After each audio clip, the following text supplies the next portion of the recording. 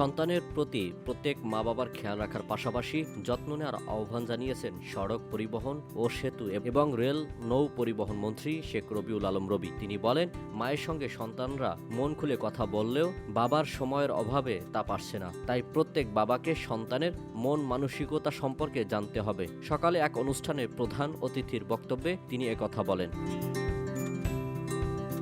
সকালে রাজধানী ধানমন্ডি রায়েরবাজার উচ্চ বিদ্যালয় আয়োজন করে জুনিয়র বৃত্তিপ্রাপ্ত শিক্ষার্থীদের সংবর্ধনা এবং এসএসসি পরীক্ষার্থীদের বিদায় ও দোয়া অনুষ্ঠান 2026। এতে প্রধান অতিথি হিসাবে যোগ দেন সড়ক পরিবহন ও সেতু এবং রেল নৌ পরিবহন মন্ত্রী শেখ রবিউল আলম রবি।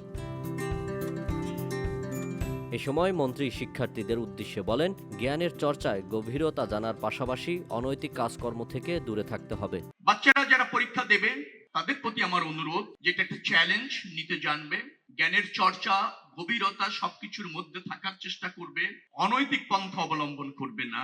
নিশ্চয়ই তোমরা যা শিখেছো বা জেনেছো তার যথাযথ উপস্থাপনা যদি খাতায় করতে পারো, নিশ্চয়ই একটা ভালো রেজাল্ট তোমরা পাবে। এবং এই রেজাল্ট শুধু তোমার রেজাল্ট না, জাতির রেজাল্ট। কারণ তুমি একসময় জাতির হয়ে ফাংশন করবে, রাষ্ট্রের হয়ে ফাংশন করবে। অর্থাৎ তুমি এই রাষ্ট্রের সম্পদ। তোমার পাশে যেমন রাষ্ট্রের থাকা প্রয়োজন, তোমার মেধার শতভাগ তুমি ব্যবহার করতে জানবে, এই দক্ষতা অর্জন করাও তোমার দায়িত্ব। ধানমন্ডি রায়েরবাজার উচ্চ বিদ্যালয় সরকারিকরণে যেসব নিয়ম থাকার কথা সেটি থাকলে এই স্কুল সরকারিকরণের পাশাপাশি উন্নয়নের জন্য কাজ করার আশা ব্যক্ত করেন সরকারের এই মন্ত্রী। আল আমিন এম তাওহিদ, VOD বাংলা, ঢাকা।